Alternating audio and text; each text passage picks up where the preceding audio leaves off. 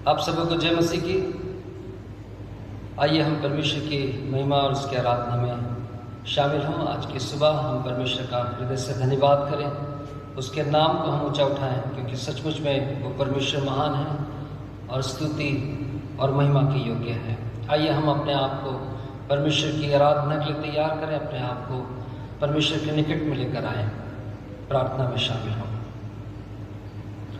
हृदय को तेरे सामने लाकर रखते हैं हम, हृदय को तेरे सामने लाकर रखते हैं हम, वंदना करते हैं हम, वंदना करते हैं हम, वंदना करते हैं हम, वंदना करते हैं हम। जीवित परमेश्वर, हम प्रभु यीशु मसीह के नाम से आपके पवित्र चरणों के नजदीक में उपस्थित हैं। परमेश्वर, हम आपका हृदय से धन्यवाद करते हैं, क्योंकि आप अति महान और जीवित परमेश्वर हैं। और पिता, हम आपकी प्रशंसा और तारीफ करते हैं, क्योंकि सचमुच में परमेश्वर आपने हमारे जीवन में बड़े बड़ी भलाइयों को किया है और प्रभु आपके अनुग्रह की दृष्टि हमारे जीवन में बनी हुई है। पिता परमेश्वर, आज की सुबह इस पवित्र दिन में हम आपकी प्रशंसा करते हैं, क्योंकि परमेश्वर आपने फिर से एक अवसर दिया कि हम आपके पवित्र चरणों के नजदीक में आ सके।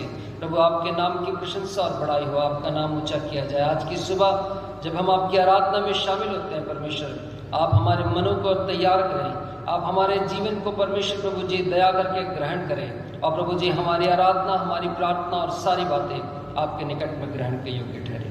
सारा आदर आपको मिले, प्रभु यीशु मसीह के नाम से मांगते हैं, आमीन। आइए हम परमेश्वर की महिमा में शामिल हों। कुछ गीतों को गाकर हम परमेश्वर की आराधना करेंगे, उसकी प्रशंसा और महिमा करेंगे। गीत का नंबर 322 हम सब मिलकर गाएंगे, और इस गीत को गाते हुए हम परमेश्वर की महिमा और आराधना में शामिल हों। रब की होवे सना हमेशा, रब की होवे सना हमेशा, रब की होवे सना, हालेलुया। रब की होवे सना हमेशा, रब की होवे सना, रब की होवे मदद सराई, उसके नाम की सना, उसके नाम की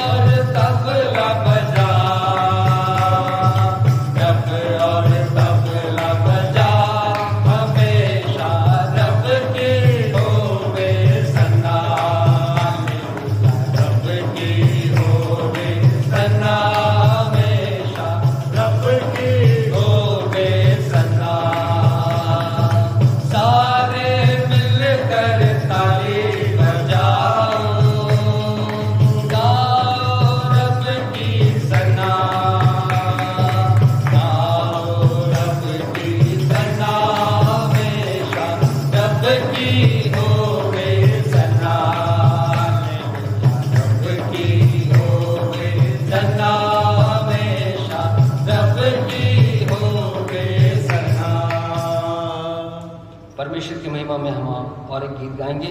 सदा मैं स्तुति करूंगा, सदा मैं सेवा करूंगा, मुझे बचाया यीशु ने, सदा मैं स्तुति करूंगा।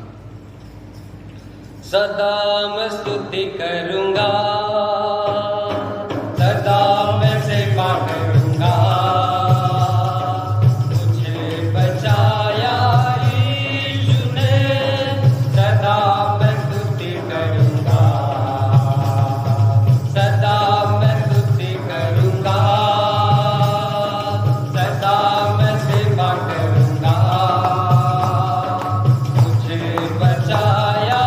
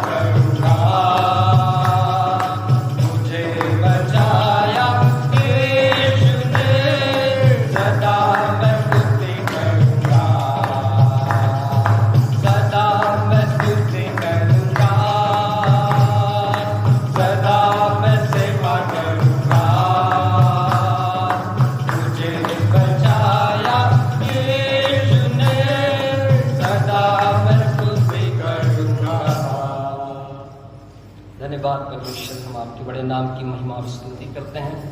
हम आपकी प्रशंसा और बड़ाई करते हैं, आपकी महिमा और तारीफ करते हैं। आइए हम परमेश्वर के वचन में से निकाल लेंगे भजन संहिता 91। भजन संहिता 91 साम्स 91 को हम सब एक साथ मिलकर पढ़ेंगे। परमेश्वर हमारा रक्षक इन दिनों में सचमुच में सारा संसार संकट और समस्याओं के बीच में से होकर गुजर रहा है, लेकिन परमेश्वर का वचन कहता है कि वो हमें बहलिए के जाल से और महामारी से बचाने वाला परमेश्वर है। आइए हम परमेश्वर के वचन भजन संहिता 91 को एक साथ मिलकर पढ़ेंगे और हम परमेश्वर के इस वचन में के पढ़ने में सहभागी होंगे। उसके पश्चात हम विश्वास वचन और प्रभु की प्रार्थना में शामिल होंगे। जो परम प्रधान के छाए हुए स्थान में बैठा रहे, वह सर्वशक्तिमान की छाया में ठिकाना पाएगा। मैं यहोवा के विषय कहूँगा, वह मेरा शरण स्थान और गढ़ है, वह मेरा परमेश्वर है, मैं उस पर भरोसा रखूँगा। वह तुझे पहिए के जाल से और महामारी से बचाएगा, वह तुझे अपने पंखों की आड़ में ले लेगा और तू उसके परों के नीचे शरण पाएगा। उसकी सच्चाई तेरे लिए ढाल और झिलम ठहरेगी। तू न रात के भय से डरेगा और ना उस तीर से जो दिन को उड़ता है, ना उस मरी से जो अंधेरे में फैलती है, और ना उस महारोग से जो दिन दोपहरे में उजाड़ता है। तेरे निकट 1000 और तेरी दाहिनी ओर 10,000 गिरेंगे, परंतु वह तेरे पास ना आएगा। परंतु तू अपनी आंखों से दृष्टि करेगा और दुष्टों के अंत को देखेगा। हे यहोवा, तू मेरा शरण स्थान ठहरा है। तूने जो परम प्रधान को अपना धाम मान लिया है, इसलिए कोई विपत्ति तुझ पर ना पड़ेगी, ना कोई दुख तेरे डेरे के निकट आएगा। क्योंकि वह अपने दूतों को तेरे निमित्त आज्ञा देगा कि जहाँ कहीं तू जाए वे तेरी रक्षा करें। वे तुझको हाथों हाथ उठा लेंगे, ऐसा ना हो कि तेरे पाँव में पत्थर से ठेस लगे। तू सिंह और नाग को कुचलेगा, तू जवान सिंह और अजगर को लताड़ेगा। उसने जो मुझसे स्नेह किया है, इसलिए मैं उसको छुड़ाऊंगा। मैं उसको ऊंचे स्थान पर रखूंगा, क्योंकि उसने मेरे नाम को जान लिया है। जब वह मुझको पुकारे, तब मैं उसकी सुनूंगा। संकट में मैं उसके संग रहूंगा, मैं उसको बचाकर उसकी महिमा बढ़ाऊंगा। मैं उसको दीर्घायु से तृप्त करूंगा और अपने किए हुए उद्धार का दर्शन दिखाऊंगा। हम सब कहें आमीन। अपने स्थानों पर आइए, हम खड़े हो जाएंगे और विश्वास वचन बोलकर अपने विश्वास का अंगीकार करेंगे। उसके पश्चात हम प्रभु की प्रार्थना में शामिल होंगे।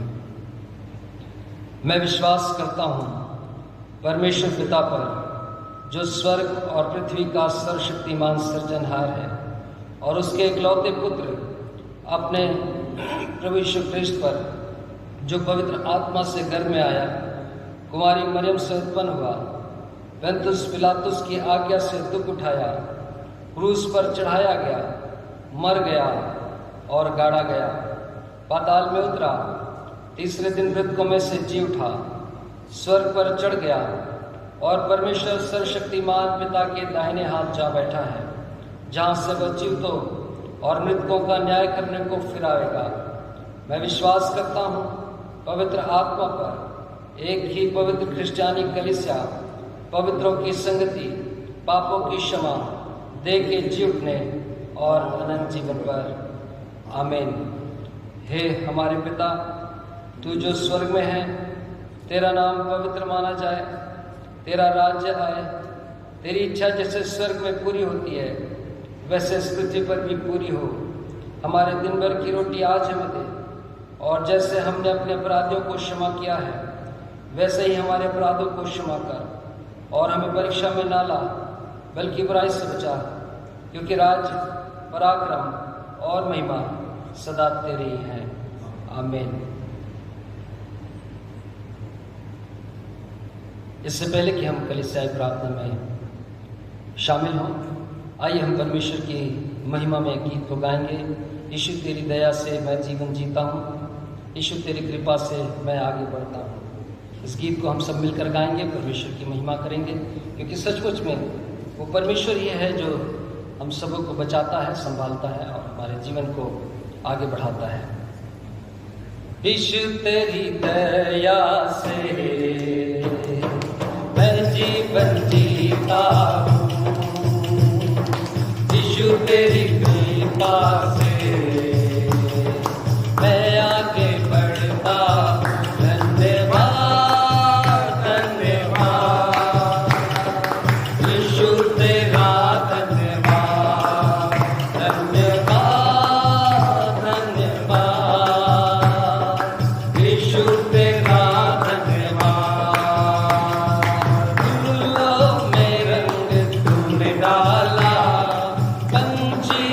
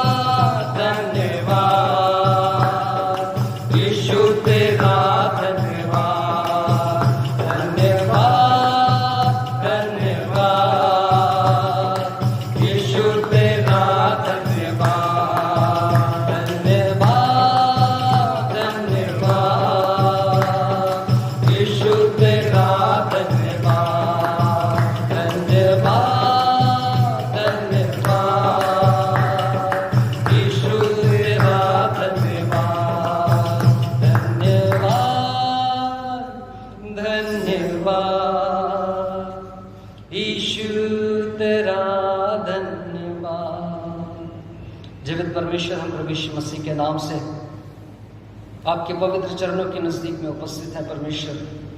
हम आपका हृदय से धन्यवाद करते हैं प्रभु, क्योंकि सचमुच में परमेश्वर आप धन्यवाद के योग्य परमेश्वर हैं प्रभु। हम मिट नहीं गए, ये केवल आपकी महाकरुणा का फल है परमेश्वर। सचमुच में प्रभु आपकी दया अमर है परमेश्वर। प्रभु प्रतिदिन प्रति भोर परमेश्वर आपकी करुणा, आपकी दया प्रभु हमारे लिए परमेश्वर नई होती जाती है। हम आपका हृदय से धन्यवाद करते हैं इस समय परमेश्वर। प्रभु हम आपके बड़े नाम की प्रशंसा करते हैं प्रभु जी, क्योंकि परमेश्वर आपने प्रभु जी फिर से एक बार आपने हमारे जीवन को इस पृथ्वी के ऊपर बचाकर वो समस्याओं और कठिनाइयों और विपत्तियों में प्रभु पड़ने से बचाकर प्रभु आपने हमारे जीवन को परमेश्वर रखा। और प्रभु जी अपनी करुणा और दया को परमेश्वर हमारे जीवन में प्रभु जी प्रति भोर नया किया। हम आपका हृदय से धन्यवाद करते हैं प्यारे परमेश्वर। प्रभु हम आपकी कलीसिया होकर प्रभु जी हम आपके नाम को धन्य कहते हैं प्रभु। हम आपकी प्रशंसा और बड़ाई करते हैं परमेश्वर।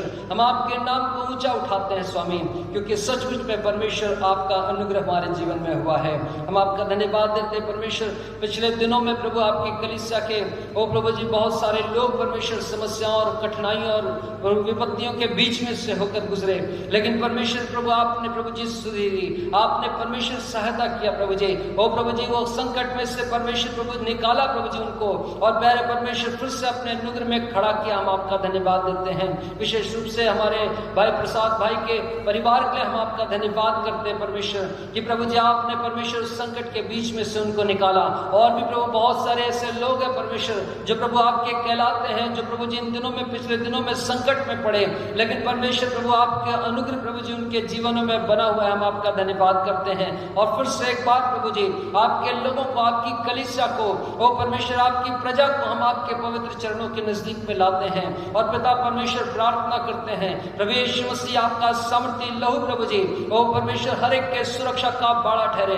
प्यारे परमेश्वर आपने कहा आपके वचन में हमने अभी पढ़ा है परमेश्वर, ओ प्रभु जी आप महामारी से और बहलिए के जाल से परमेश्वर बचाने वाले परमेश्वर हैं। हम आपका हृदय से धन्यवाद करते हैं प्रभु जी। ना तो दिन को धूप से, ना रात को चांदी से हमारी कुछ हानि होगी। ओ परमेश्वर हमारे निकट 1000 और हमारे दाहिनी ओर 10,000 गिरेंगे, परंतु वो हमारे पास ना आएगा। ओ परमेश्वर हम आपका हृदय से धन्यवाद करते हैं। और फिर से एक बार प्रभु आपकी कलीसिया को, आपकी प्रजा को, ओ प्रभु जी आपके लोगों को परमेश्वर, वो छोटे से लेकर बड़े तक सबको प्रभु यीशु मसीह आपके लहू में हम कवर करते हैं परमेश्वर। कोई भी प्रभु जी अंधकार की शक्ति, कोई भी प्रभु जी ये वायरल का इंफेक्शन, ओ प्रभु जी किसी के जीवन में परमेश्वर प्रभु जी प्रबल होने ना पाए, लेकिन परमेश्वर आपके अनुग्रह में प्रभु जी आपकी कलीसिया इन दिनों में सुरक्षा के बाड़े में प्रभु ठहरी रहे, और प्यारे परमेश्वर आपके अनुग्रह को पाती जाए।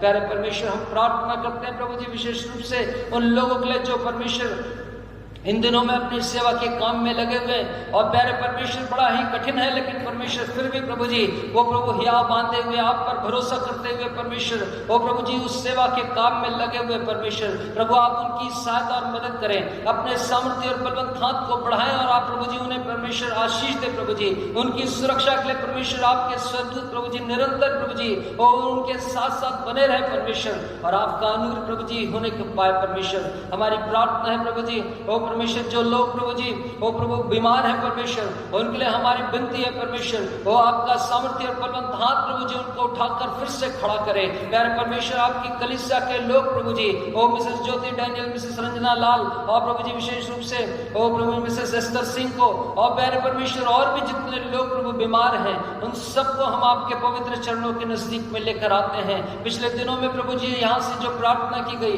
बहुत सारे लोग परमेश्वर प्रभु आपके अनुग्रह से चंगे हो सके। हम आपका हृदय से धन्यवाद करते हैं। और फिर से एक बार प्रभु हम आपके चरणों के नजदीक में लेकर आते हैं। छोटे बच्चों के लिए प्रभु हमारी प्रार्थना है जब अपनी पढ़ाई को प्रभु जी इन दिनों में कर रहे हैं प्रभु आप उनकी सहायता करें परमेश्वर। हाँ प्रभु जी सारी बातें प्रभु जी एक बहुत ही वो प्रभु कठिनाइयों से भरी हुई है, लेकिन परमेश्वर प्रभु आप सहायता करने वाले, बुद्धि देने वाले परमेश्वर हैं। प्रभु जी आप सहायता करें और सबको प्रभु अपने सामर्थ्य और बलवंत हाथों में संभाले रहे हैं। प्रभु हम आपका धन्यवाद देते हैं प्रभु कलीसिया के वो परिवार दास परिवार के लिए परमेश्वर प्रभु जी, जबकि हमारे संदीप दास का प्रभु जी विवाह हो सका, और प्यारे परमेश्वर आपके अनुग्रह से प्रभु जी सारी बातों में आपकी अगुवाई और सहायता मिली। हम आपका हृदय से धन्यवाद करते हैं। और प्रभु जी हम आपसे प्रार्थना करते हैं, जब एक परिवार प्रभु जी वो परमेश्वर आपके सम्मुख प्रभु जी तैयार किया गया है, यीशु मसीह आपके अनुग्रह में प्रभु जी वो परिवार प्रभु बना रहे, बढ़ता जाए, आपकी प्रभु जी दया उनके ऊपर होने पाए परमेश्वर यहोवा। और प्रभु जी आपके अनुग्रह में प्रभु जी वो परमेश्वर आशीष को पाते हुए आपकी महिमा को करने वाले हो सके। प्यारे परमेश्वर हमारी प्रार्थना है, जो इस कलीसिया के लोग हैं प्रभु जी, अन्य सदस्य हैं प्रभु जी, जो प्रभु जी अन्य स्थानों में रहते हैं प्रभु जी, वो प्रभु जी आपसे प्रार्थना करते हैं, वो सब लोगों को भी प्रभु आप अपनी सुरक्षा के बाड़े में रखें, और प्यारे परमेश्वर सबको बड़ी आशीष मिले। हम प्रार्थना करते हैं प्रभु जी इस कोरोना वायरस की विपत्ति के लिए परमेश्वर यीशु मसीह के सामर्थ्य नाम में प्रभु हम आपकी कलीसिया एक मन होकर प्रार्थना करते हैं। वो प्रभु जी ये तमाम प्रभु विपत्ति यीशु मसीह आपके सामर्थ्य नाम में दूर होने पाए परमेश्वर, और आपके अनुग्रह से प्रभु जी वो प्रभु जी ये विपत्ति प्रभु पूरे संसार से परमेश्वर प्रभु जी दूर हो जाए, नष्ट हो जाए परमेश्वर। हमारी प्रार्थना है हमारे शहर के लिए, वो प्रभु जी हमारे प्रदेश के लिए, हमारे देश के लिए और सारे संसार के लोगों के लिए परमेश्वर वो प्रभु आपके अनुग्रह को हम आपसे मांगते हैं। हालांकि परमेश्वर आपका वचन कहता है अंत के दिनों में ये सारी बातें होने वाली है, लेकिन फिर भी परमेश्वर प्रभु आप दयालु और अनुग्रहकारी परमेश्वर हैं। अनुग्रह करें प्रभु जी कि हम सब प्रभु जी और भी आपके नजदीकी में प्रभु निकटता में बढ़ते जाएं, आपकी महिमा के कारण हो सके। प्यारे परमेश्वर इस समय प्रभु हम प्रार्थना करते हैं, जितने भी लोग प्रभु जी इस समय अपने अपने घरों में वो प्रभु जी इस समय प्रार्थना में शामिल है परमेश्वर, उन सबों को बड़ी आशीष मिले प्रभु जी। जो भी प्रभु जी अपनी प्रार्थना के निवेदनों को प्रभु वो आपके समक्ष प्रभु जी लेकर आ रहे हो खुदावंद यीशु मसीह के नाम से प्रभु जी उनकी प्रार्थनाएं परमेश्वर प्रभु जी ओ प्रभु आप अपनी बड़ी दया से सुन ले परमेश्वर, और प्रभु जी उनके लिए प्रभु जी उत्तम उपाय निकाले परमेश्वर, और प्रभु आपके बड़े नाम की गवाही और प्रशंसा और महिमा होने पाए।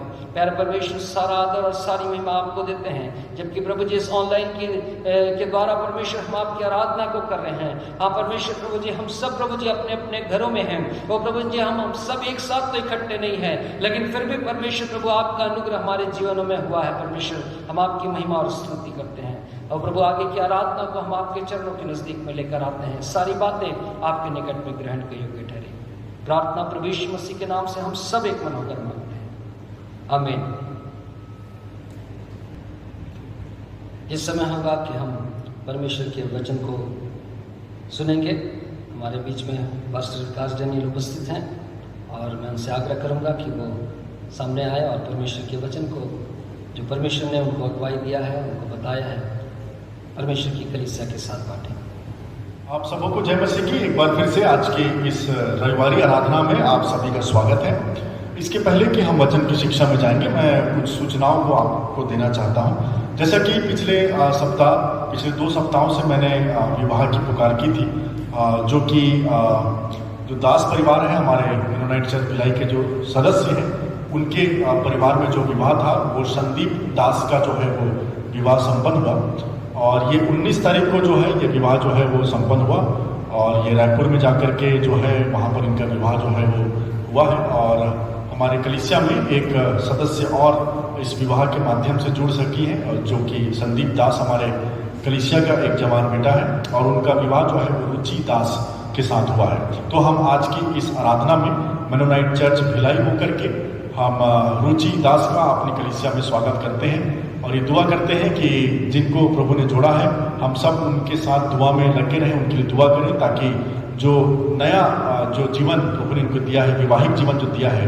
उसमें ये दोनों जवान जो है वो आगे बढ़ करके परमेश्वर की महिमा करने वाले हो सके। और हमारी कलीसिया में हम रुचि दास का स्वागत करते हैं, और हम चाहते हैं कि हम हमेशा परमेश्वर आप दोनों के संग और साथ रहे।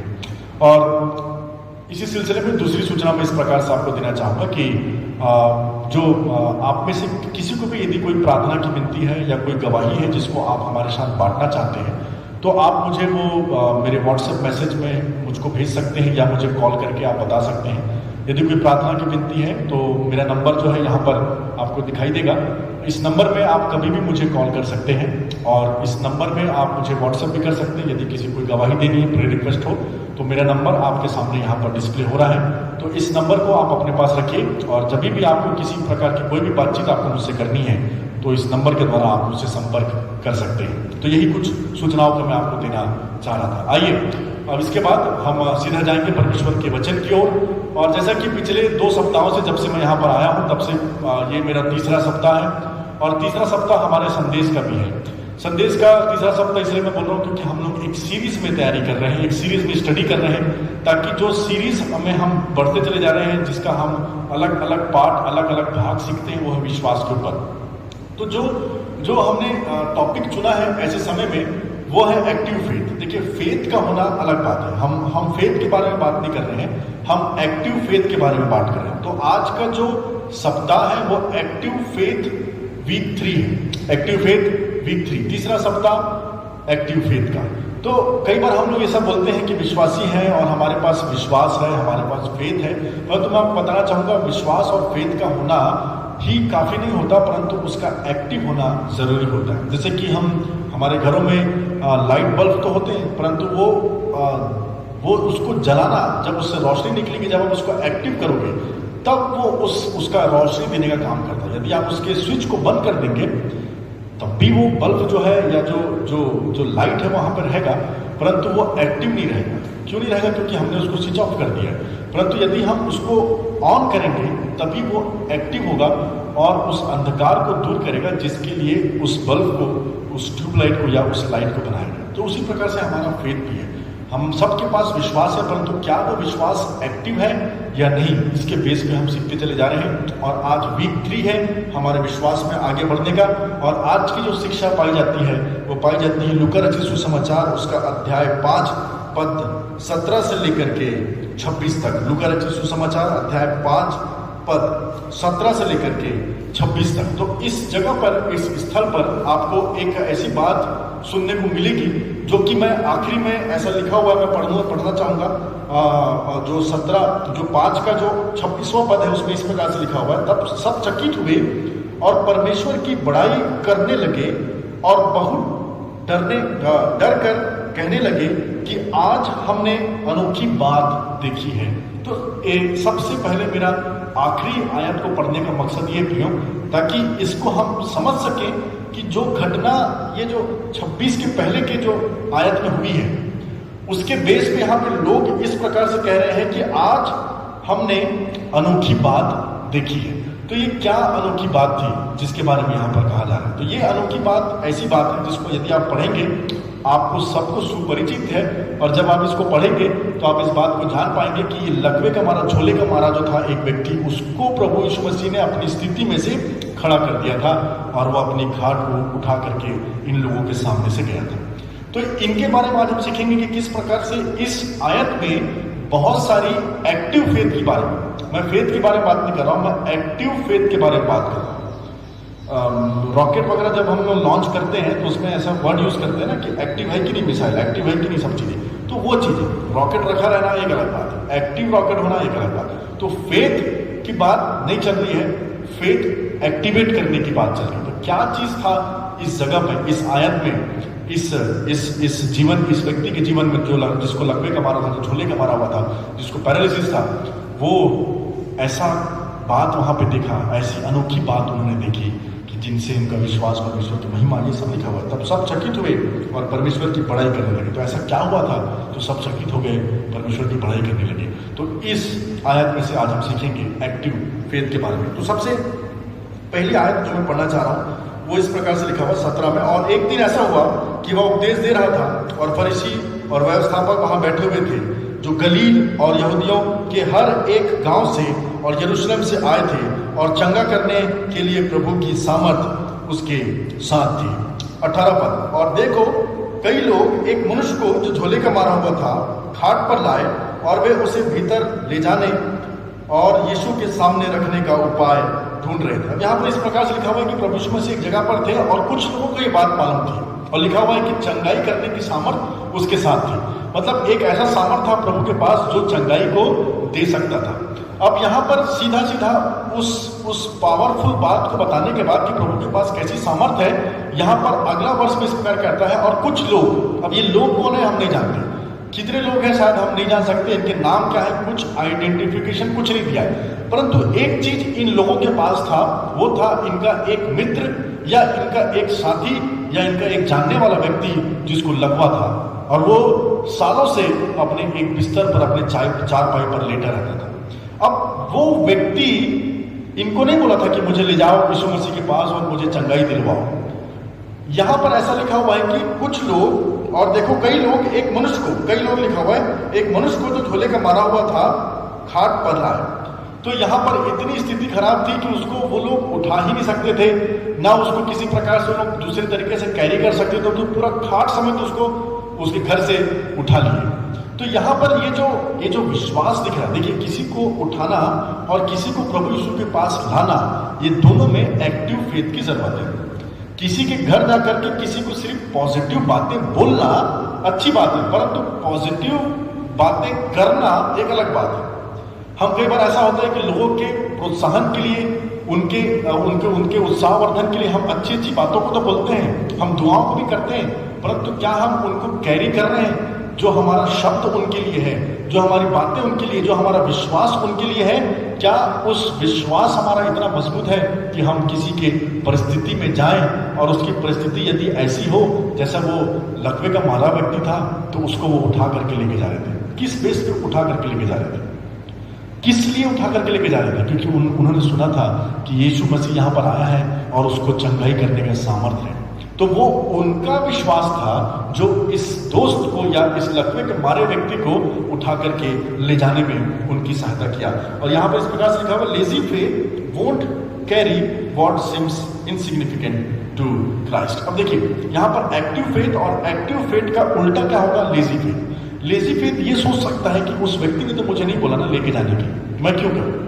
जितना मुझसे बनता था मैंने किया, मैं उसके घर गया, उसकी देखभाल कर रहा हूं, उसकी सेवा कर रहा हूं, सब कुछ तो मैं कर रहा हूं। तो कई बार ऐसा होता है कि जितना हम प्रयास करते हैं उतना ही हम बहुत सोच लेते हैं और आगे चल करके उसकी मदद करने का शायद हमको कोई रास्ता दिखाई नहीं देता।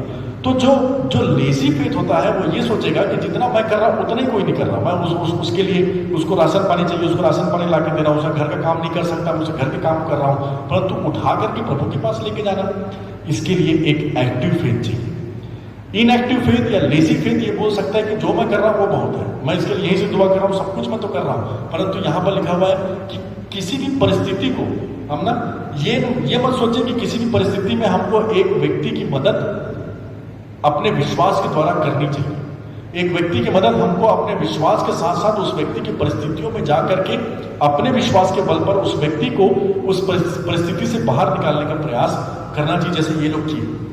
अब यहाँ पर लिखा हुआ है, और वे उसे भीतर ले जाने और यीशु के सामने रखने का उपाय ढूंढ रहे थे। अब लिखा हुआ है कि ये लोग ले तो गए, परंतु जैसे ही वहां पे पहुंचते हैं तो उनको क्या दिखता है कि यहाँ पर तो बहुत भीड़ है और यीशु के पास ले जाने का उपाय ढूंढने लगे।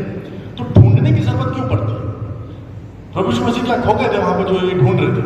तो उपाय ढूंढ रहे थे, मतलब कहने का मतलब यहाँ पर कुछ ना कुछ ऐसा ऑब्स्टिकल्स था, ऐसी बाधाएं थी जो डायरेक्ट इनको प्रभु के पास नहीं ले जा पा रही थी इस व्यक्ति को। अब देखिए यहाँ पर जो एक्टिव फेथ है वो बहुत अच्छा फेथ था इनका। एक्टिव फेथ था तो उन्होंने बोला कि तुझे आज हम तेरी सेवा जतन घर पे नहीं करेंगे, आज हम तुझे प्रभु यीशु मसीह जीवित परमेश्वर के पुत्र के पास हम लेकर के जाएंगे और वो तुझे चंगा करेगा और कल का दिन से तू ऐसी परिस्थिति में नहीं लेटा रहेगा। ये सब बात किए होंगे उन्होंने। और उनको उस व्यक्ति को जो लेटा हुआ था उसने नहीं बोला था कि मुझे लेकर के जाओ, परंतु इनका विश्वास देख करके वो भी सोचा होगा चलो मुझे ले चलो। तो ये लोग बड़ी मुश्किल से मशक्कत करके, उस समय गाड़ी घोड़ा तो था नहीं कि अपन गाड़ी में डाले और ले गए, तो उनको पैदल लाए होंगे या जैसा भी उन्होंने प्रयास किया होगा लाने का। और इतना मुश्किल से कंधे में लाद के लाने के बाद एक लकवे के मारे को व्यक्ति को जब देखते हैं तो देखते हैं कि प्रभु यीशु मसीह के पास जाने का कोई रास्ता नहीं दिखाई दे रहा है, तो वो उपाय को ढूंढने लगे। तो कई बार हम लोग क्या सोचते हैं जब भी हम कहीं जाएंगे तो दूसरा बात हम सीखते हैं कि lazy faith things and attempt is adequate. Lazy faith हमेशा ये सोचेगा कि जो हमारा अटेम्प्ट है वो एडिक्वेट है, मतलब ये पर्याप्त है, हमारा जो कोशिश था वो पर्याप्त था। देखिए इन्होंने क्या कोशिश की थी? उस व्यक्ति के जीवन को बदलने की कोशिश, उस व्यक्ति की परिस्थिति को बदलने की कोशिश, घर से लेकर के वहां तक जरूर लेकर आए। परंतु अब बाधाएं ऐसी है, इतना भीड़ है कि हम लोग को रास्ता ही नहीं मिल रहा है कि हम प्रभु यीशु मसीह तक पहुंच सके। अब वो वहां छोड़ दिए उसको, इसके आगे तो जाना मुश्किल है। और हम हमारे जीवन में कई बार ऐसा होता है कि हमारे जीवन में बाधाएं आती हैं, परेशानियां आती हैं, तो हम लोग क्या करते हैं, अपने विश्वास को वो वहीं छोड़ देते हैं। क्यों? ये सोच करके कि हमने प्रयास तो किया, कोशिश तो करी, परंतु ये हम भूल जाते हैं क्या हम अपना सर्वोत्तम प्रयास कर रहे हैं, क्या हम अपना बेस्ट दे रहे हैं। प्रभु को बेस्ट से नीचे कुछ नहीं चाहिए। अब आपको कैसे पता चलेगा कि बंद द्वार कौन सा है और बाधा कौन सी है?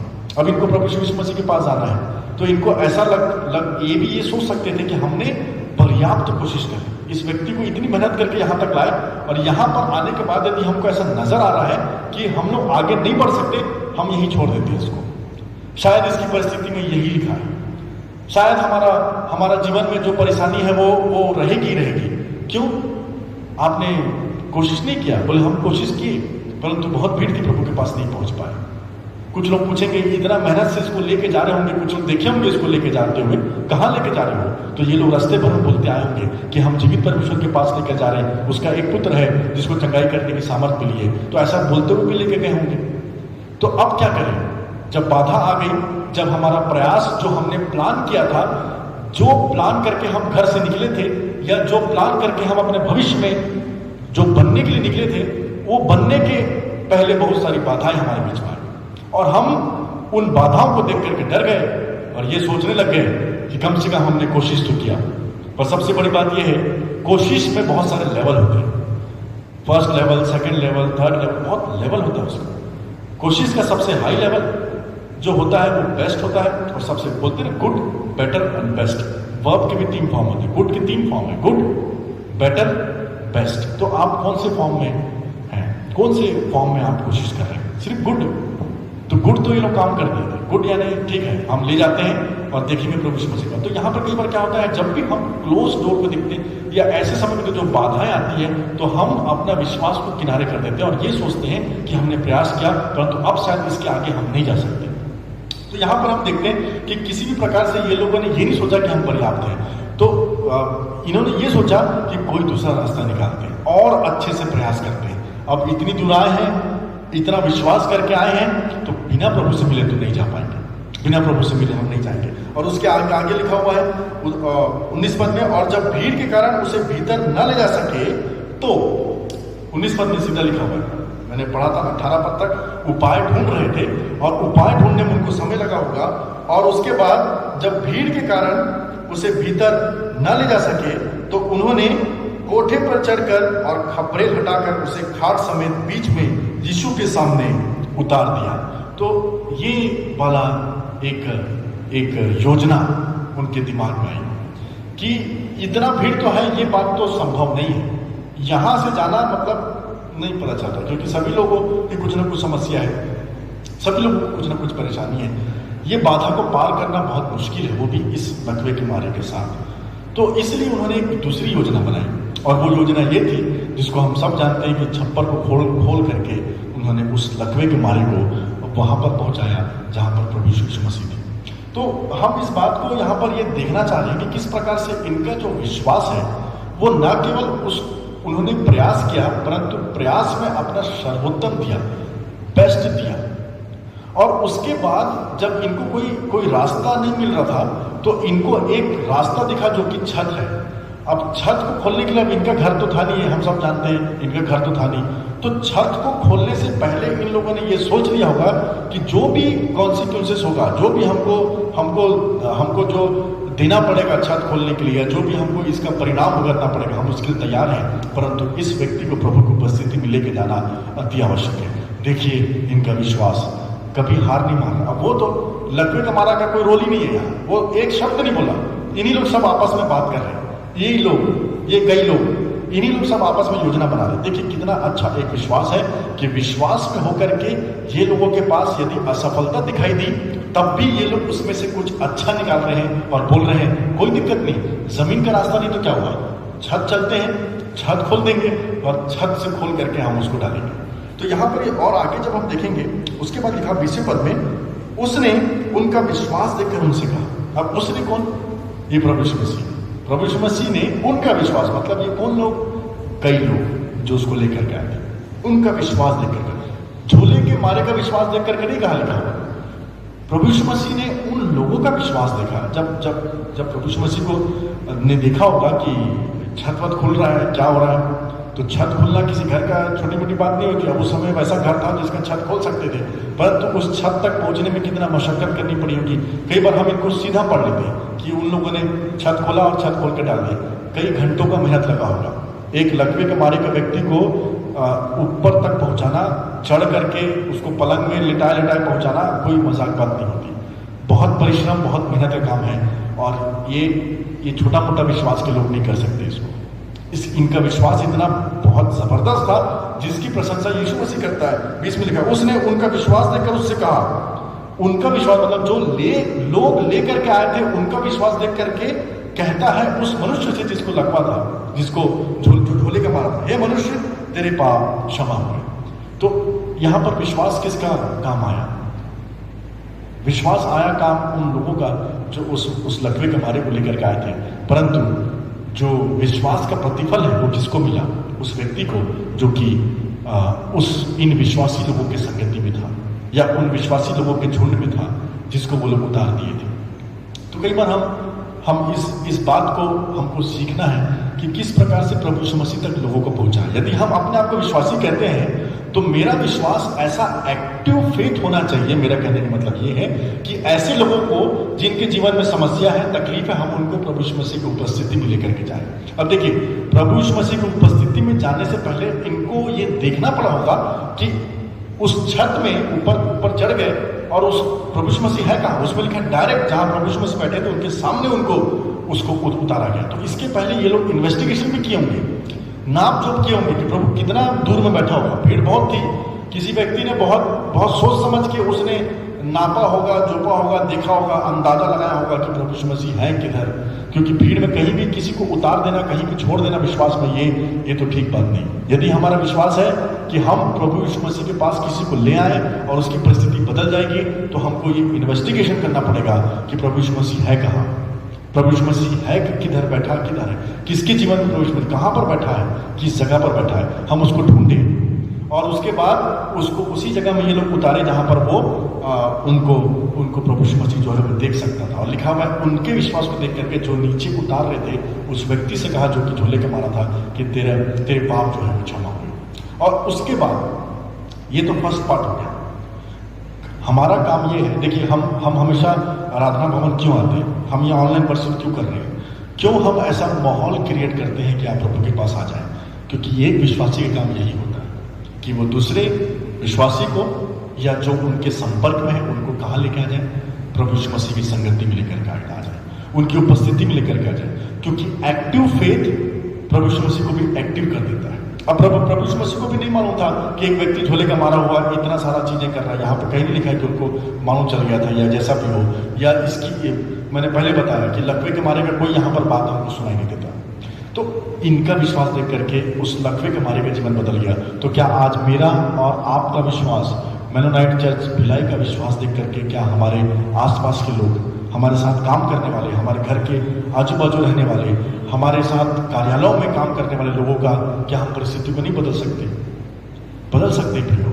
और नहीं बदल पा रहे हैं तो सिर्फ एक ही बात है कि हमारा फेथ एक्टिव नहीं है। यदि हम एक्टिव फेथ दिखाएंगे, अपने फेथ पर भरोसा करके किसी व्यक्ति को यदि यीशु मसीह के पास रख देंगे, तो यीशु मसीह आपकी प्रशंसा करेगा कि तुम्हारे विश्वास के द्वारा मैं इस व्यक्ति के पाप क्षमा करता हूँ, इस व्यक्ति को क्षमा करता हूँ। तो कितनी अद्भुत बात होगी कि हमारे द्वारा प्रभु यीशु मसीह किसी और को पहचान रहा है, हमारे द्वारा प्रभु यीशु मसीह ऐसे व्यक्ति को जान रहा है जिसका विश्वास बहुत कम है। तो हमारा जिम्मेदारी है, जिसका विश्वास एक्टिव है, उन एक्टिव लोगों की जिम्मेदारी है कि आप अपने एक्टिव फेथ को अपने तक सीमित मत रखें, परंतु अपने एक्टिव फेथ के द्वारा बहुत से ऐसे लोगों को प्रभु यीशु मसीह के समीप ले जाएं, उसकी उपस्थिति में ले जाएं, जहां से प्रभु यीशु मसीह उनकी परिस्थिति को देखकर आपके विश्वास की प्रशंसा करते हुए उसका प्रतिफल उस व्यक्ति को दे जो झोले के मारा हुआ था। अब उसके बाद तो सबसे बड़ी बात है,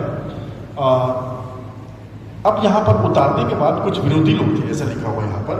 तब शास्त्री और फरीसी विवाद करने लगे। विवादित बात होगी यहाँ पर, फिर से ऐसा लिखा, विवाद करने लगे कि यह कौन है जो परमेश्वर की निंदा करता है? परमेश्वर को छोड़ कौन पाप को क्षमा कर सकता है? 22वें पद में लिखा, यीशु ने उनके मन की बात जानकर उनसे कहा कि तुम अपने मनों में क्या विवाद कर रहे हो? अब यहाँ पर लिखा, ऐसा नहीं लिखा है कि ये लोग बोल रहे थे, ये लोग लिखा अपने मन में सोचने लगे। अब देखिए, एक व्यक्ति को इतनी परेशानी उठा करके कुछ लोगों ने अब रस्सी वस्सी पता नहीं कैसे जुगाड़ किया होंगे, वो उन्हीं की बात है। ये लोग कुछ ऐसा सोच के तो नहीं गए थे ना कि हमको ऐसा पुलिस सिस्टम करना पड़ेगा कि एक व्यक्ति को नीचे डालना पड़ेगा। कुछ भी चीज इनके पास नहीं था, बहुत सारी चीजें इनको तैयारी करनी पड़ी होगी। एट प्रेजेंट ऐसी सिचुएशन का सामना करना पड़ा होगा जिसके लिए वो तैयार नहीं थे। कई बार हम मसीह लोगों को ऐसी परिस्थितियों का सामना करना पड़ सकता है जिसके लिए मैं तैयार नहीं हूं, जिसके लिए आप तैयार नहीं है, परंतु हमारा विश्वास तैयार होना चाहिए। हमारा विश्वास इतना पावरफुल होना चाहिए, इतना मजबूत होना चाहिए कि हमारे जीवन में चाहे कितनी भी कमी घटी या कितनी भी परेशानी हमको क्यों ना दिखाई दे, हमारा विश्वास हमको टूटने न दे, परंतु हमारा विश्वास हमको हिम्मत दे कि कैसे भी करके इस व्यक्ति को आज प्रभु यीशु मसीह के समय मिलाना है। कैसे भी करके इस व्यक्ति को जो लकवे का मारा हुआ है, जिसकी परिस्थिति ठीक नहीं है, इसकी परिस्थिति को ठीक करना है, प्रभु यीशु मसीह के पास लेकर के जाना है। तो इतना सब कुछ करने के बाद कुछ लोग मन में ये सोच रहे थे कि ये व्यक्ति कौन है जो पाप समय, तो लिखा है प्रभु यीशु मसीह ने उनकी मन की बात को जान करके, इसलिए बोलते ना कि अपनी मन की भी चौकसी करना बहुत जरूरी है, क्योंकि प्रभु यीशु मसीह, ये लोग बोले तो नहीं थे परंतु मन की बात तक को सुन लिया था और कहा था कि मन में क्या विवाद कर रहे हो। उसके बाद देखिए उनसे सवाल करता है, सहज क्या है, अच्छा क्या है, इसका मतलब यह कहना कि तेरे पाप क्षमा हुए या यह कहना कि उठ और चल फिर। तो दोनों में सहज क्या है? तेरे पाप क्षमा हुए किसको दिखा रहा है? देखिए प्रभु यीशु मसीह हमेशा पहले इंटरनल चेंज करना चाहता है, अंदर की बातों को चेंज करना चाहता है इंटरनली, क्योंकि बाहर का चेंज हुआ व्यक्ति अगर अंदर से चेंज नहीं हुआ तो उसका बाहरी रूप कोई मायने नहीं रखता। यदि वो अंदर से मतलब आत्मिक रूप से चंगाई प्राप्त करता है तो वो बाहरी रूप से जब चंगा होगा तो उसके लिए वो बहुत लाभदायक है। तो प्रभु यीशु मसीह का पाप क्षमा कहने का मतलब क्या था? उसका शरीर को तो चंगा करेगा ही प्रभु, परंतु उसके आत्मिक जीवन को जो उसको नाश कर देती, अगर वो चल फिर लेता और नरक में चले जाता तो क्या मतलब होता? अगर वो चल फिर लेता और प्रभु से दूर चला जाता तो क्या मतलब होता? उसकी चंगाई का कोई मतलब भी नहीं बनता। इसलिए प्रभु यीशु मसीह ने कहा था कि तेरे पाप क्षमा हुए, क्योंकि जो पाप क्षमा कर दिया तो उसको वो भीतरी रूप से प्रभु ने चंगाई दे दी, और जब एक व्यक्ति भीतरी रूप से चंगा हो गया तो उसको बाहरी रूप से चंगाई तो मिलनी ही मिलनी। तो इस प्रकार से यहाँ पर लिखता है क्या सहज है, इस प्रकार से लिखा। और उसके बाद परंतु इसलिए कि तुम जानो कि मनुष्य के पुत्र को पृथ्वी पर पाप क्षमा करने का भी अधिकार है। यहाँ पर इसलिए मैं ये किया क्योंकि तुम लोग ये बात जान लो, ये प्रूफ कर दूं मैं कि मनुष्य के पुत्र को मतलब प्रभु यीशु मसीह को दुनिया में पाप क्षमा करने का, पृथ्वी पर पाप क्षमा करने का भी अधिकार है। अब यहाँ पर एक चीज बहुत बड़ी बात हम सीखने को मिलते प्रियो, यहाँ पर लिखा है कि तुम ये बात जान लो कि मनुष्य के पुत्र को मतलब परमेश्वर के पुत्र को यीशु मसीह को पृथ्वी पर पाप क्षमा करने का अधिकार है। तो पृथ्वी पर ही है, ये समझिए आप। अब जो पृथ्वी में नहीं है, मान के चलिए जो चले गए, पृथ्वी छोड़ दिए, जिनकी मृत्यु हो गई, अब वो पाप में खत्म हो गए ना, तो हम ये वर्ष उनके लिए नहीं बोल सकते कि पृथ्वी और स्वर्ग में प्रभु यीशु मसीह को पाप क्षमा करने का अधिकार है। स्पष्ट लिखा है कि हम इस बात को जान लें कि मेरे पास मतलब प्रभु यीशु मसीह के पास जब वो आया था तो पृथ्वी पर पाप क्षमा करने का अधिकार है। मतलब जीते जी कितना जरूरी है एक लकवे के मारे को या ऐसे व्यक्ति को प्रभु के पास लाना जो मसीह से दूर है, क्योंकि उसका जीते जी ही उसके पाप हम क्षमा करवा सकते हैं। और आज इस व्यक्ति के जीवन में इतनी अद्भुत बात हुई, इतना अच्छी बात हुई कि ये व्यक्ति जिसको कोई उम्मीद नहीं होगी कि मैं कभी चल सकता हूं, जिसको कोई उम्मीद नहीं रही होगी कि मेरे पाप कभी क्षमा हो जाएंगे, इनका विश्वास देख करके, कुछ लोगों का विश्वास के कारण ये व्यक्ति आज ऐसे प्रभु के सामने आकर के लेट गया था जो उसको आत्मिक रीति से भी चंगाई दे रहा था। और लिखा हुआ है कि पाप क्षमा करने का अधिकार, मैं फिर से पढ़ूंगा, वहां पे लिखा है और यहाँ पे इस प्रकार लिखा है, परंतु इसलिए कि तुम जान लो कि मनुष्य के पुत्र को पृथ्वी पर पाप क्षमा करने का भी अधिकार है। तो पृथ्वी पर तो पृथ्वी पर कौन है? मैं हूं, आप हैं, आपके साथ जितने लोग हैं जो विश्वास में नहीं वो सब लोग हैं। तो कितना अधिक आवश्यकता है प्रियो हमारा फेथ का एक्टिव होना, कि हमारा एक्टिव फेथ एक ऐसे व्यक्ति को प्रभु के सामने ला के रख दे जिसके जीवन में प्रभु यीशु मसीह नहीं हो, या जिसके जीवन में परेशानी हो, मुसीबतें हो, और हमारे विश्वास के द्वारा यहाँ पे लिखा हुआ है कि उसके पाप क्षमा करने का अधिकार मुझे पृथ्वी पर दिया गया, तो ये करेक्ट टाइमिंग है। उसके बाद कोई चांस नहीं मिलेगा। कई बार हम सोचते हैं कि हमको ऐसा करना चाहिए था, हमको चले जाना चाहिए था, हमको दुआ कर लेना चाहिए था, हमको मदद कर देनी चाहिए थी, वो काश कहने का मौका प्रभु नहीं देगा। क्या पता कल किसका जीवन आखिरी हो जाए और हम ये सोचे कि यार हम उसको प्रभु के पास हमको ले आना था। तो ये वाली बात है यहाँ पर पृथ्वी पर दिया गया कि तो जिसका भी पाप क्षमा करवाना आप चाहते हैं, या खुद का पाप को हम क्षमा कराना चाहते हैं, या जिसके भी पाप को हम क्षमा कराना चाहते हैं अपने विश्वास के माध्यम से, मौका पृथ्वी पर ही है, उसके बाद नहीं। उसके बाद लिखा हुआ है 24वें पद में पाप क्षमा करने का अधिकार है। उसने उस झोले के मारे हुए से कहा, आप प्रभु यीशु मसीह किससे बात कर रहा है? उस झोले के मारे हुए से बात कर रहा है। मैं तुझसे कहता हूं, उठ और अपनी खाट उठाकर अपने घर चला जा। अब यहां पर 3 बातें प्रभु यीशु मसीह की, उठ, अपनी खाट उठाकर अपने घर चला जा। तो ये 3 बातें प्रभु यीशु मसीह ने उससे कही, सिर्फ 3 बातें। पहले तो सबसे पहली इंपॉर्टेंट बात, तेरे पाप क्षमा हुए। जैसे ही पाप क्षमा हुआ व्यक्ति चलने फिरने नहीं लगा। अब यहां से पार्ट 2 हम देखते हैं। अब यहां से उठ, अपनी खाट उठा और चल फिर। तो यहां पर एक दूसरा भाग हम देखते हैं। अभी तक हम एक्टिव फेथ के बारे में बात कर रहे थे, और वो फेथ जो था वो इस व्यक्ति के नहीं था जो झोले के मारा हुआ था। हम उन लोगों के बारे में बात कर रहे थे जो लोग इनको लेकर के आए थे।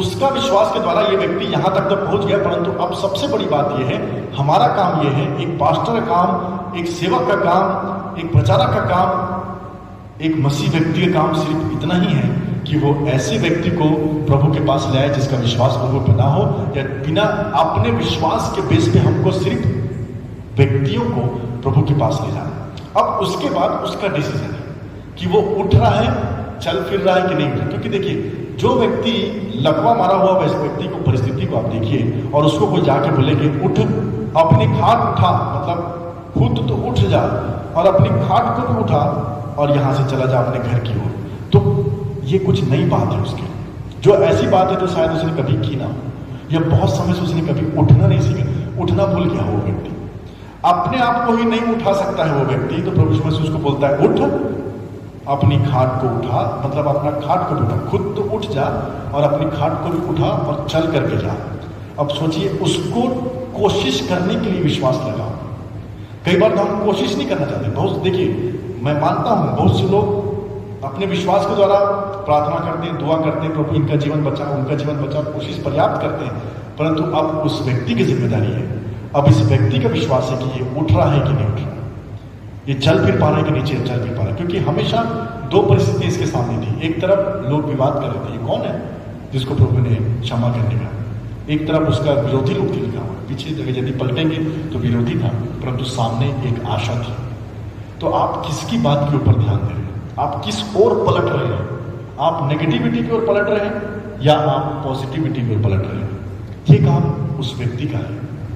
हमारा विश्वास इतना था कि हमने उपस्थिति में प्रभु के लिए आया, परंतु प्रभु की उपस्थिति में आने के बाद प्रभु की बात मानना और ना मानना वो उस झोले के मारे के ऊपर था।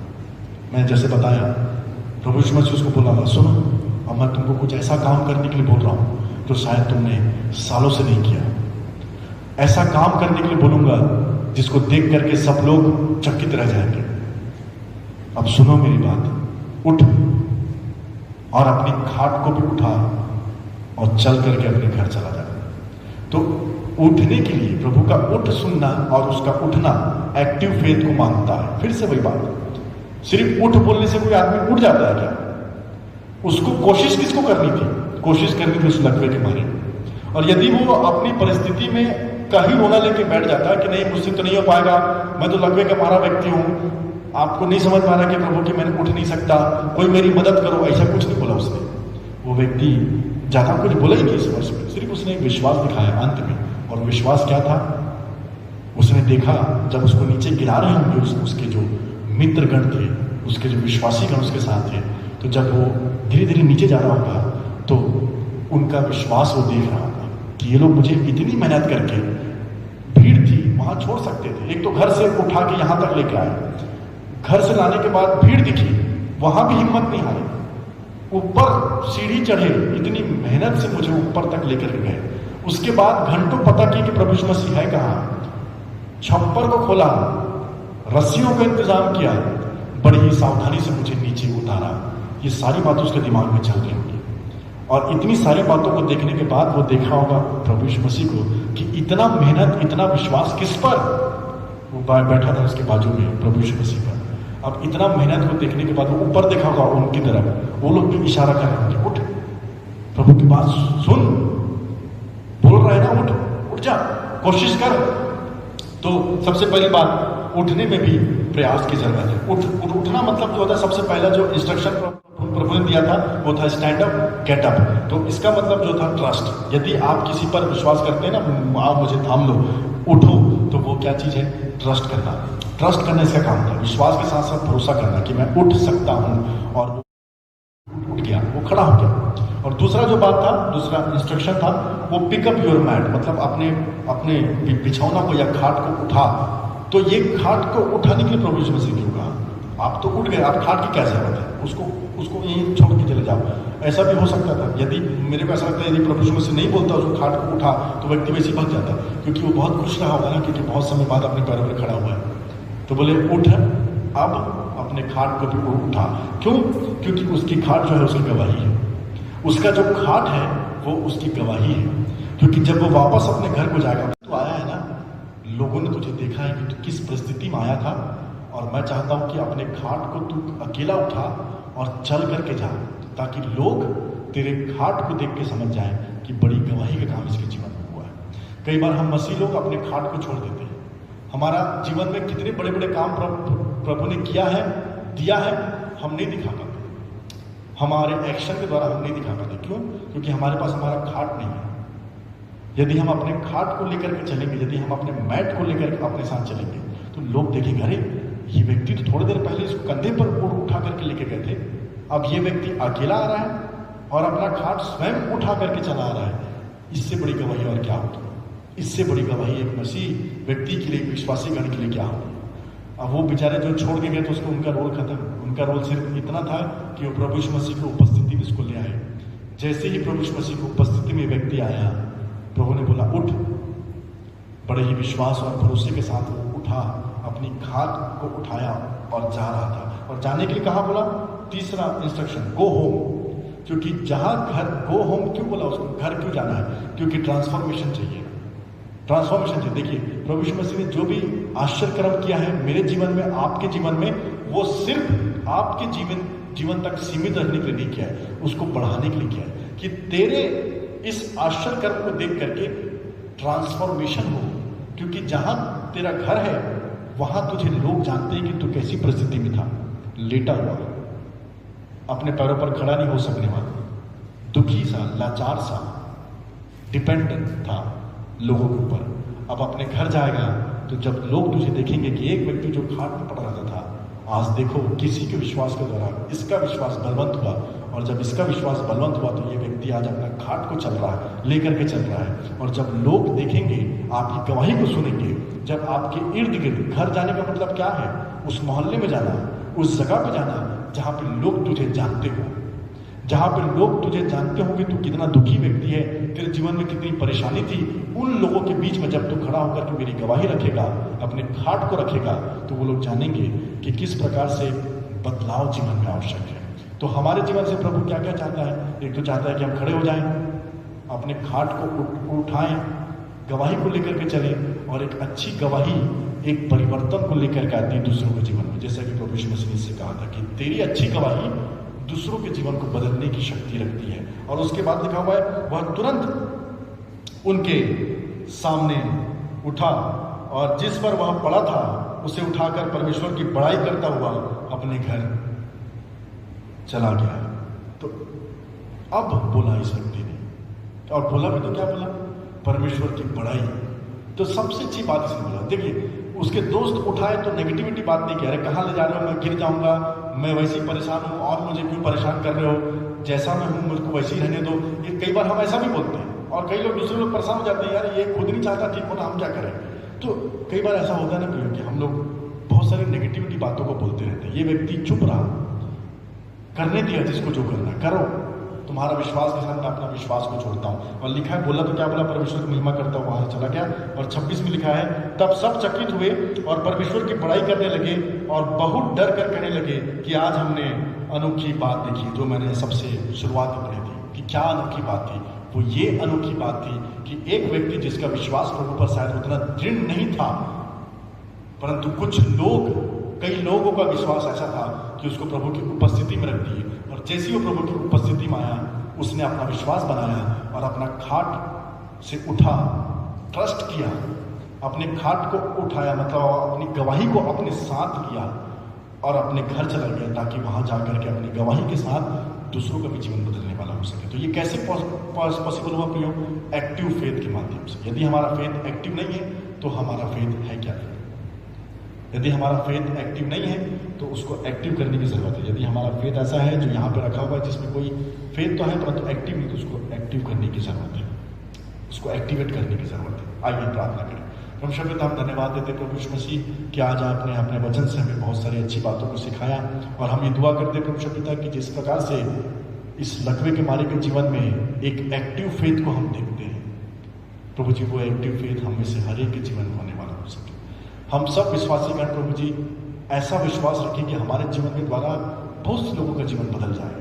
बहुत से लोग अपनी गिरी हुई परिस्थिति से, अपनी लाचारी से, अपनी बीमारियों से, अपने दुख से, अपने डर से हमारे विश्वास के द्वारा बाहर आने वाले हो सके। और परमेश्वर पिता, हम सब मिलकर के आपके राज्य के लिए लोगों को बचाने वाले हो सके। धन्यवाद के साथ इस वचन को आपके हाथों में सौंपते हैं, सुन रहे सभी लोगों को आपके हाथों में सौंपते हैं, हमारे विश्वास को आपके हाथों में सौंपते हैं। विनती प्रभु यीशु नाम से मांगते, सुनने ग्रहण करें। आमीन। आप सबको जय मसीह की। परमेश्वर आप सबको आशीष। परमेश्वर के वचन के लिए हम परमेश्वर का हृदय से धन्यवाद देते हैं, और साथ ही पास्टर साहब को भी हम हृदय से धन्यवाद देते हैं कि सुंदर आत्मिक वचन उनके द्वारा परमेश्वर ने हमारे लिए भेजा है, और प्रभु का हृदय से धन्यवाद हो। आइए हम अपने भेंट को लेकर परमेश्वर के सामने उपस्थित हों और अपनी भेंट को देकर हम परमेश्वर का आदर करें, और एक गीत गिन गिन के स्तुति करूं। इस गीत को हम सब मिलकर गाएंगे और परमेश्वर की महिमा करेंगे।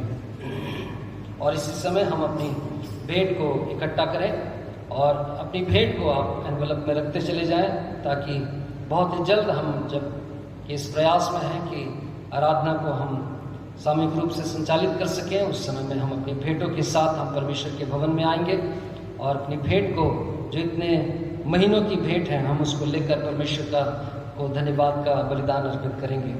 सो हम इस गीत को गाएंगे, गिन गिन के स्तुति करूं बेशुमार तेरे दानों के लिए। गिन गिन के स्तुति करूं बेशुमार तेरे दानों के लिए, अब तक तूने संभाला हमें अपनी बाहों में लिए हुए, अब तक तूने संभाला हमें अपनी बाहों में लिए हुए। तेरे शत्रु का निशाना तुझ पर होगा ना सफल, तेरे शत्रु का निशाना तुझ पर होगा ना सफल। आँखों की पुतली जैसे वो रखेगा तुझे हर पल, आँखों की पुतली जैसे वो रखेगा तुझे हर पल। गिन गिन के स्तुति करूं बेशुमार तेरे दानों के लिए, अब तक तूने संभाला हमें अपनी बाहों में लिए हुए, अब तक तूने संभाला हमें अपनी बाहों में लिए हुए, अब तक तूने संभाला हमें अपनी बाहों में लिए हुए। हालेलुया। धन्यवाद जीवित परमेश्वर, हम आपके बड़े नाम की महिमा करते हैं, हम आपकी प्रशंसा करते हैं, आपकी तारीफ करते हैं परमेश्वर। आपके नाम को हम ऊंचा उठाते हैं प्रभु, क्योंकि सचमुच में परमेश्वर अब तक आपने ही संभाला है परमेश्वर। और सचमुच में प्रभु जी हम गिन गिन के आपकी स्तुति करते हैं, आपके प्रभु जी अद्भुत परमेश्वर दानों के लिए। वो प्रभु जी जो बेशुमार है परमेश्वर, हम आपकी प्रशंसा करते हैं। इस समय परमेश्वर प्रभु हम सब प्रभु जी अपनी छोटी भेंट को परमेश्वर आपके निकट में लेकर आए हैं। प्यारे परमेश्वर प्रभु हमारी आपसे विनती है प्रभु यीशु मसीह के नाम से प्रभु हम सबों का जीवन प्रभु जी आपके निकट में ग्रहण के योग्य ठहरे। और प्यारे परमेश्वर हमारी भेंटें भी प्रभु जी आपके निकट में परमेश्वर ग्रहण के योग्य ठहर सके। पिता परमेश्वर आप सहायता कीजिए, मदद कीजिए परमेश्वर, और प्रभु जी अनुग्रह कीजिए कि इन दिनों में प्रभु हम और भी आपकी निकटता में, आपकी नजदीकी में अपने जीवन को व्यतीत कर सके। और प्यारे परमेश्वर प्रभु आपके बड़े नाम की महिमा हो सके। प्यारे परमेश्वर पिछले दिनों में प्रभु जी जितने भी लोगों ने प्रभु जी अपने जन्म के दिन को प्रभु स्मरण किया, और प्यारे परमेश्वर आपको प्रभु जी धन्यवाद का बलिदान अर्पित किया। प्यारे परमेश्वर हमारी प्रार्थना है प्रभु जी, ओ प्रभु जी जिस प्रकार आपने पिछले वर्ष भर प्रभु उनको संभाला और आशीष दिया, प्रभु जी आगे भी प्रभु उनको संभाले और आशीष दे परमेश्वर। अपने अनुग्रह में प्रभु संभाल कर प्रभु जी आगे और आगे बढ़ाता ले चले। प्यारे परमेश्वर हमारी प्रार्थना है जितने लोगों ने प्रभु जी ओ परमेश्वर अपने विवाह की वर्षगांठ को स्मरण किया, और प्यारे परमेश्वर आपके धन्यवाद को प्रभु जी आपको धन्यवाद का बलिदान अर्पित किया, उनके जीवन में भी प्रभु आपका अनुग्रह होने पाए। ओ प्रभु जी ओ परमेश्वर ओ प्रभु जी उन परिवारों में प्रभु जी आपकी बड़ी दया हो जाए परमेश्वर, और प्रभु जी वो परिवार प्रभु और भी आपके अनुग्रह में आपकी बड़ी दया में परमेश्वर बढ़ सके। प्यारे परमेश्वर हमारी प्रार्थना है जिन लोगों ने प्रभु जी दशमांश की भेंट को प्रभु आपके समक्ष लेकर आया और प्रभु जी आपकी आज्ञा का पालन किया, यीशु मसीह के नाम से परमेश्वर प्रभु जी ओ प्रभु जी उनके खत्ते सदा भरे और पूरे रहे, और उनके रसकुंडों में नया दाख मधु सदा और सर्वदा उमड़ता रहे, और किसी भी कमी और प्रभु किसी भी भली वस्तु की उनके जीवन में कमी और घटी होने ना पाए। आपका अनुग्रह उनके जीवन में प्रभु जी होने पाए। प्यारे परमेश्वर सारी बातों में प्रभु हम आपके नाम को धन्यवाद कहते हैं, हम आपकी प्रशंसा और बड़ाई करते हैं परमेश्वर। आओ आपके नाम को प्रभु ऊंचा उठाते हैं प्रभु जी। हमारी आपसे विनती है प्रभु हम सब प्रभु जल्द से जल्द प्रभु जी आपके भवन में इकट्ठे हो सके और आपकी आराधना आपकी महिमा को कर सके, ऐसा अनुग्रह और ऐसी दया होने दें। सारा आदर आपको देते हैं, उद्धारकर्ता प्रभु यीशु मसीह के नाम से इस विनती को मांगते हैं, आमीन। आशीष ग्रहण करें। परमेश्वर तुझे आशीष दे और तेरी रक्षा करे। परमेश्वर तुम पर अपने मुख का प्रकाश चमकाए और तुम पर अनुग्रह करे। परमेश्वर अपना मुख तेरी ओर करे और तुझे शांति दे। और अब हमारे परमेश्वर पिता का प्रेम, प्रभु यीशु मसीह का अनुग्रह, पवित्र आत्मा की संगति और सहभागिता हमें से हर एक के साथ अब से लेकर सदा तक बनी रहे, आमीन। प्रभु सबको आशीष दे। जय मसीह की।